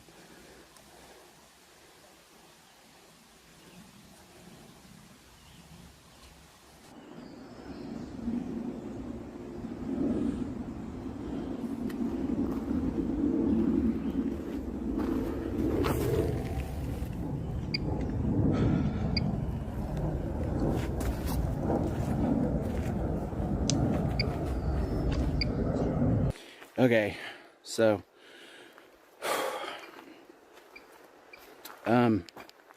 you know, at this point, like, I don't really, my gimbal's not working at all. As I was coming up the trail, I started getting more lightning strikes. Let's see exactly where it's at now. Hang on. You know, those, okay, so we are at 31 strikes.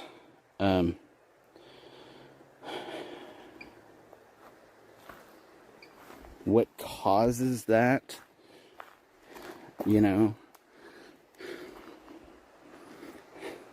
I don't know.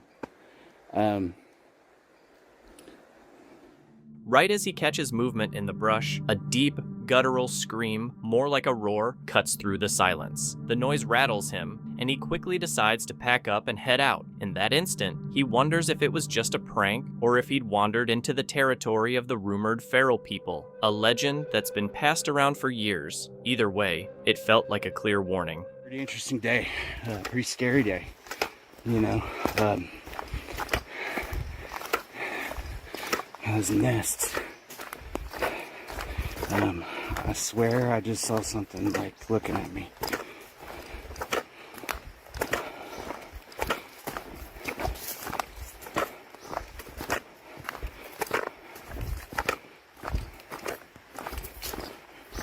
Like behind the tree, back there.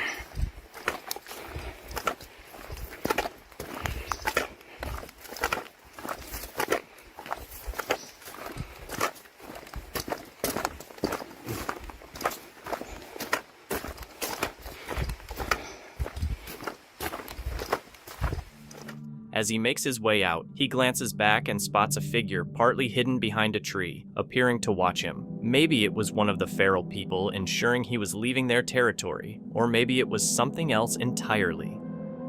The chilling footage comes from Brothers Wild, a UK-based YouTube channel run by two brothers who focus on wild camping, outdoor living, and off-grid adventures. Their videos blend real camping skills with easygoing banter, covering everything from wild swimming and fire cooking to bushcraft setups in remote spots. On February 14th, 2025, they set out for a wild camp in Cloconog Forest, a misty woodland often called one of the most haunted forests in Europe. What started as a calm night outdoors soon turned into an experience they'll never forget. Oh, there he is. He's back.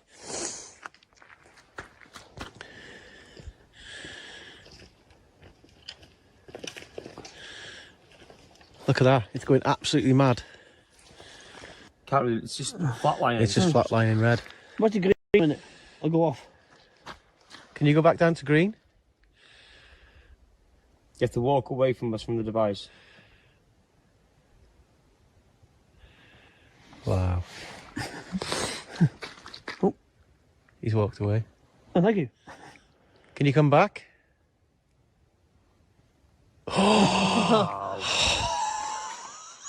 On cue. Some more equipment.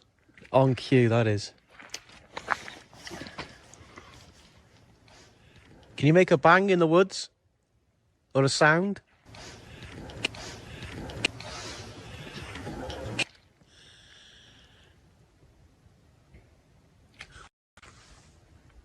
I heard that. That was a voice. Yeah, that was a female voice.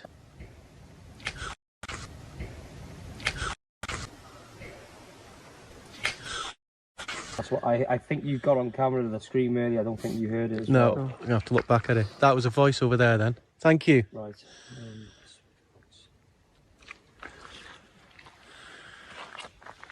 See if we can get... Look how dark it is. No, it's I'm- pitch black in it. I'm one light.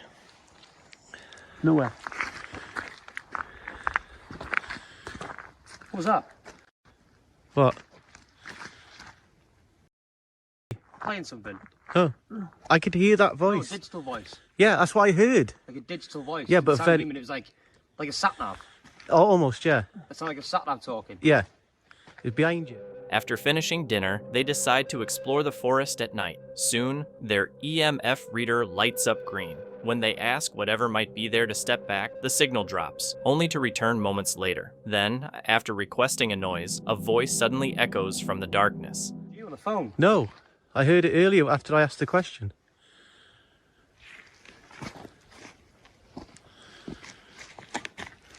It's crazy. See if we can get any more words through. Come and speak, come and use your energy to say some words into this. What happened to you here?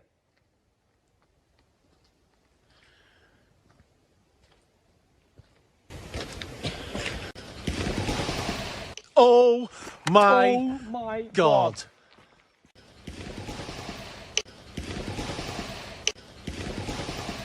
What was that? That was a scream. Bro, I got chills through my whole body down to my feet. That's what I heard earlier, but that was way louder. Shh. That was Everyone just stay harrowing. still, don't move at all. That one.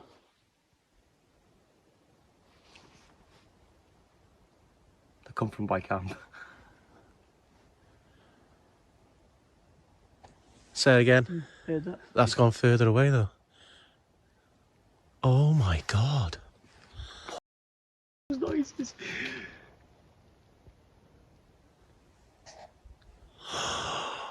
What's going on in them woods there? What the hell?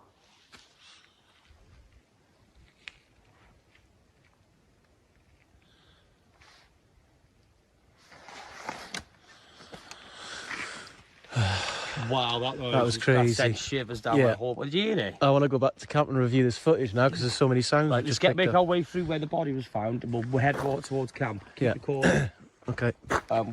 It's definitely here to the picked left. up now. It's a different vibe now. Yeah. Well, This way, bro. Go this way to the path. Oh, you're going that way, yeah? Straight down? I can see camp through there anyway. Okay.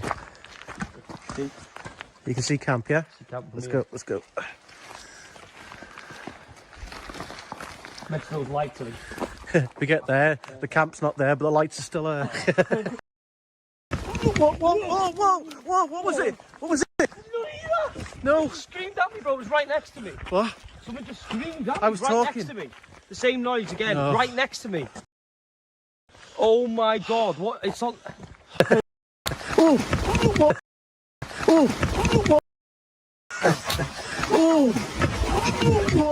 That scared me. That is the first time I've actually been scared since I've been here. It just screamed at me. Did it? Through my heart. My heart's going. That's not me. Oh God. That's a genuine scare. That was someone just screamed I thought at you me. just seen something. No, I heard it, but it felt it. It was right next to me. It screamed at me. I hope that's on camera. Yeah, we That have to was go back loud the in other my way head. then. Doesn't want us going that way. I'm not going down. It's like I don't want to go back in.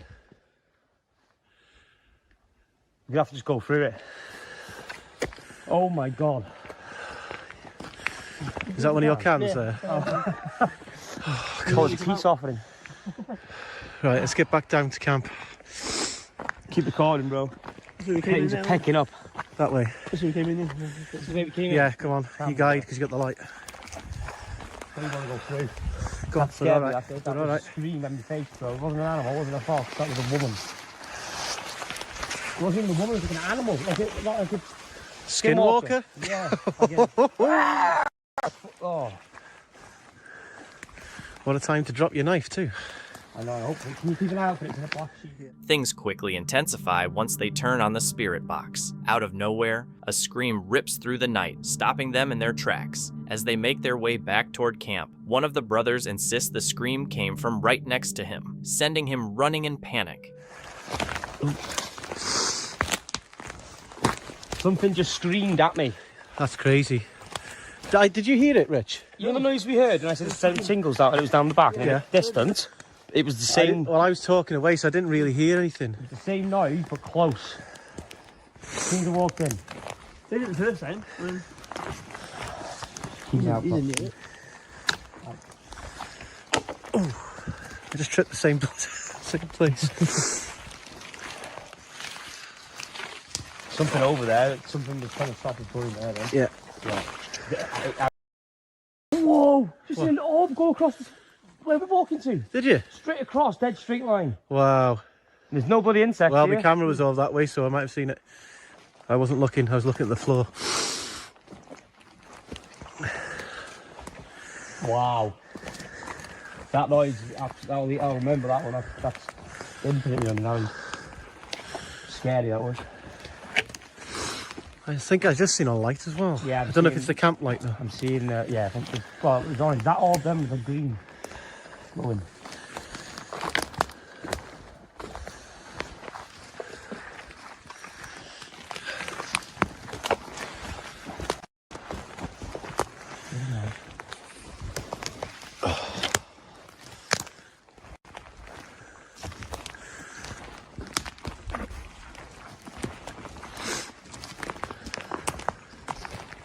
Where's the trees that I crossed? There?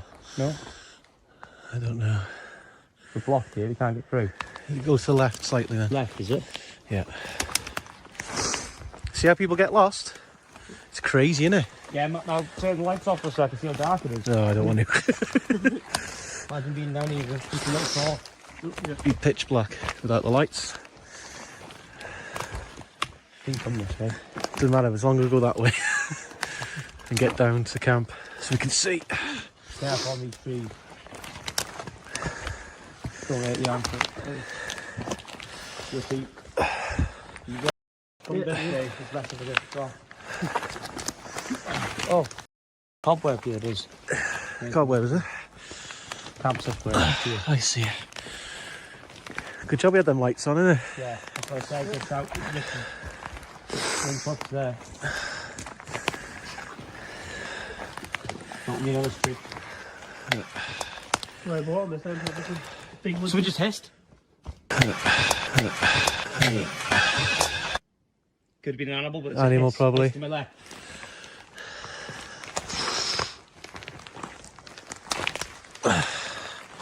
This was last year, I ran all the over. I know.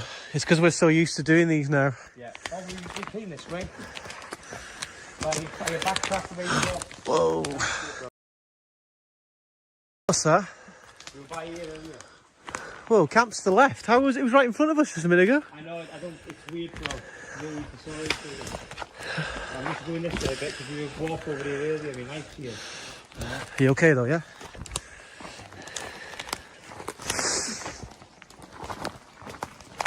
I heard bells then.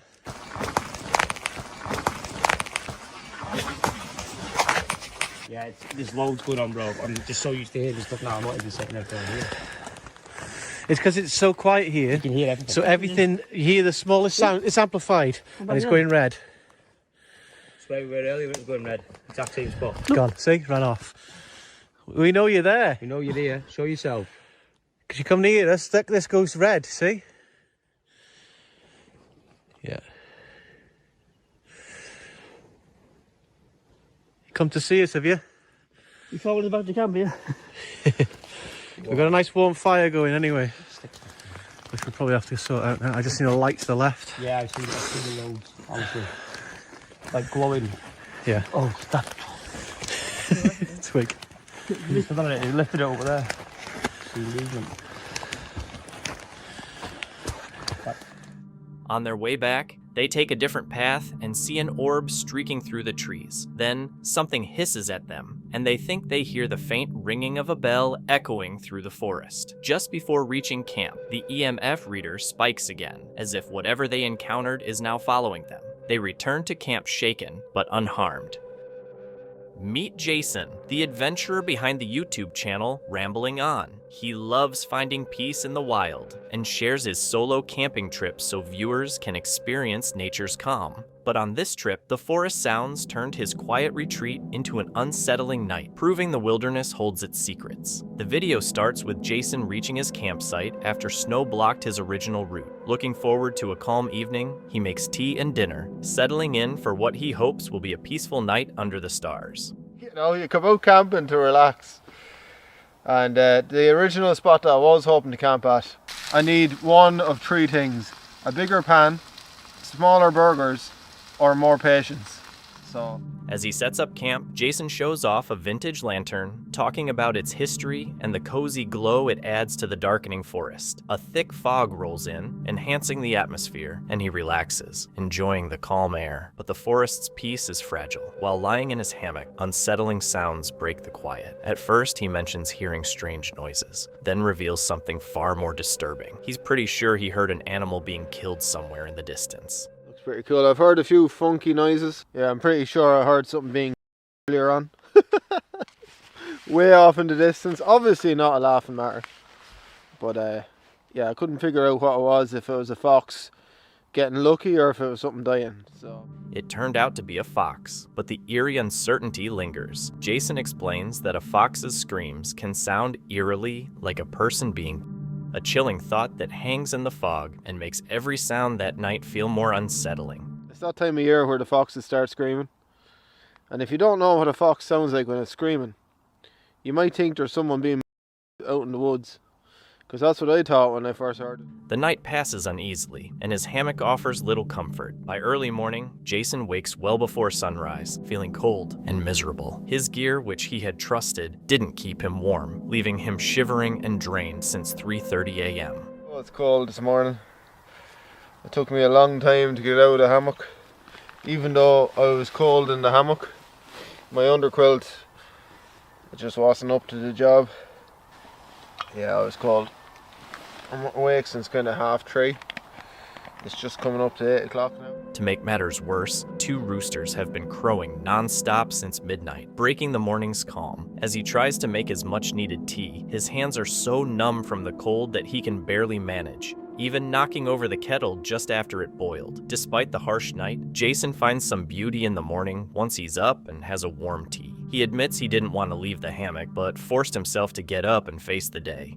And I'm warmer now that I've had the tea and, you know, I'm moving about a bit.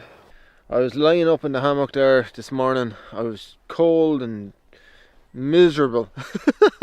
And I didn't want to get out and brave the cold, you know. He wraps up the video by packing up camp, but the question of the previous night's noises remains unanswered. What exactly did he hear being killed in the dark? The forest kept its secret, leaving him with a memory far more unsettling than the cold. Tommy and his wife, Rachel, loved the outdoors. They spent most of their time road tripping in their van with their dog, going wherever adventure called. But their latest trip to southern Oklahoma's woods brought back a creepy memory. Last time they'd been there, they heard something weird. Pulling into a quiet clearing this time, a long, eerie howl cut through the silence. We're at roughly the same place that we heard something howling before, where somebody tried to get in the van. Storm coming in. We're sitting here just having a conversation, and something back over that way is howling. Yeah. There are no dogs that way. And it's not a dog barking. It's a loud howl.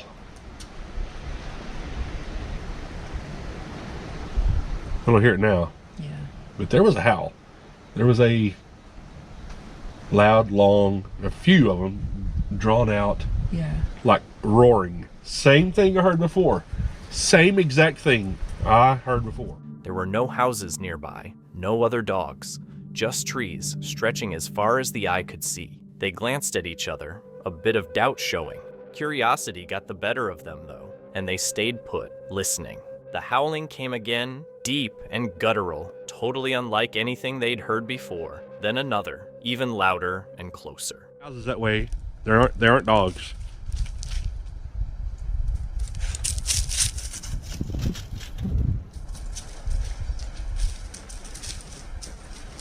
Now I'm hearing one over here. Well, I hope the mic is picking this up.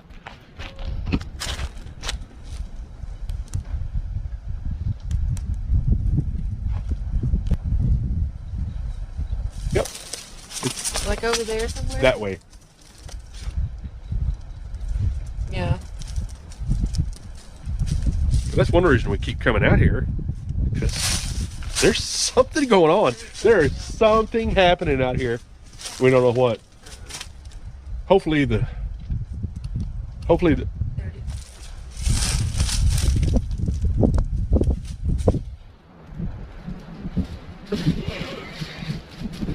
I don't know, honey.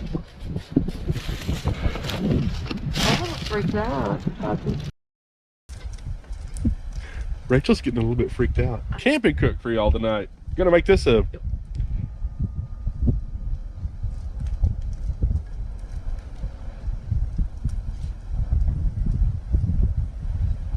That is howling.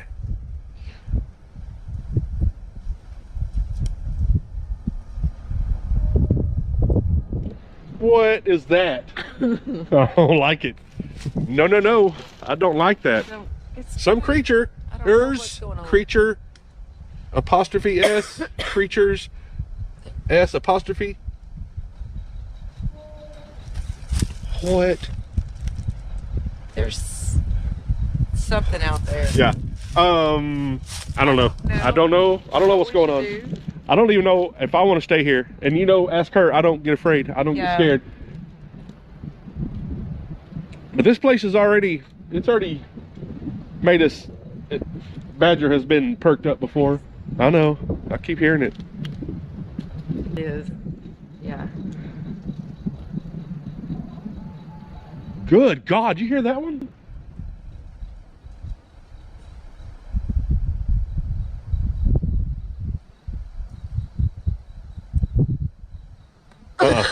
Nope. Look. There goes a kid. No, this is, they're loud. They are loud. Ah, I hope this mic picks them up. Yeah, I don't know about that.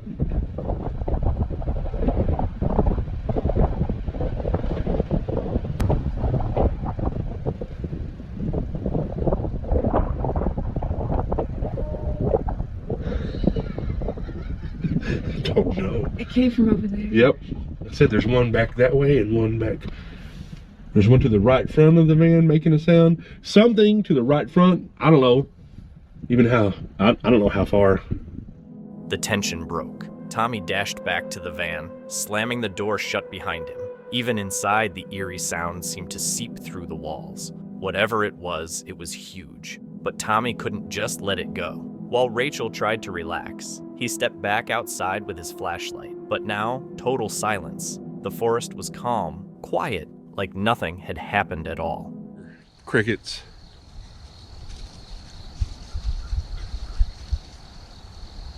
Heard a crow back over that way. And that boy. I think everything's chilled out now. I still don't know what that was. I don't know. But I do know we're about probably 3/4 of a mile as the crow flies from where I heard the howling before. And there's just nobody out here. It's a pretty good size wildlife area. To be honest, don't know what kind of wildlife is out here. Because those howls, those roars, those vocalizations. They spent the rest of the night on edge, barely moving. Deep down, they both knew whatever was out there wasn't done with them yet. So the question remains, was it just a wild animal, the wind playing tricks, or something way more unusual?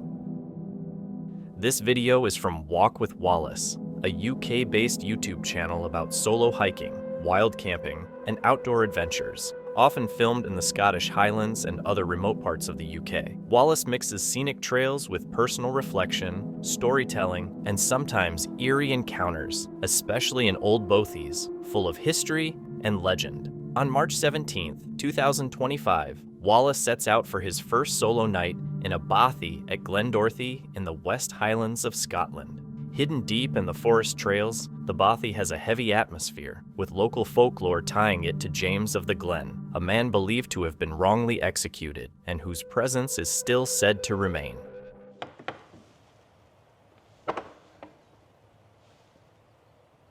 Loving this big chair, by the way. It's like a throne. Big homemade thing, but it's solid. Yes, king of the buffet for the night. Some curry noodles for starters. And I've got my usual mac cheese in there for dinner. I have somehow managed to knacker the stove door. The hinges come out, and obviously I can't hold that for too long without burning my hand. It's stuck, so I don't know if I'm going to... Right, that's a start. I've got the door back on, but the little window plates came out, but that just slides on, so that's fine. I'll let this cool down first before I even attempt to put that back on. So later tonight it'll be decisions, where am I going to sleep? First option is up the other end of the buffet. We've got a sleeping platform, which will sleep 1, 2, 3, 4 at a push, 1 down either side and 2 at the back. I might take that cot there and sleep on that. The other option is, at 5'10", I fit neatly in that seat, but there's a slight slant in it. But yeah, this is the buffet. One large room.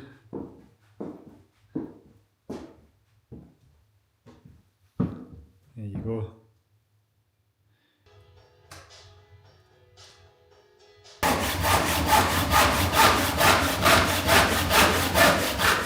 Yeah, it's going to be a long night, folks. It is 7 o'clock so far, and I'm actually feeling a little bit lonely.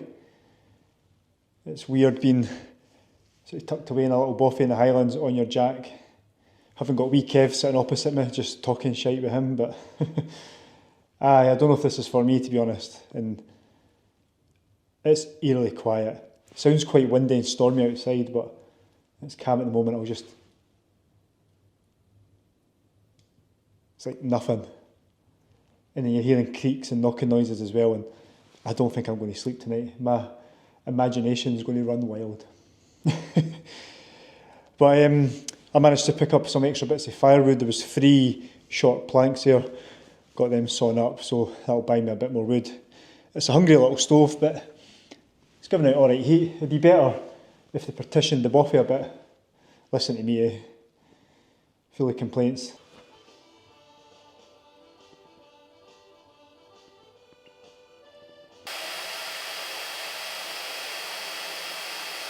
That there, folks, is my dwindling supply of wood. It's 8:15.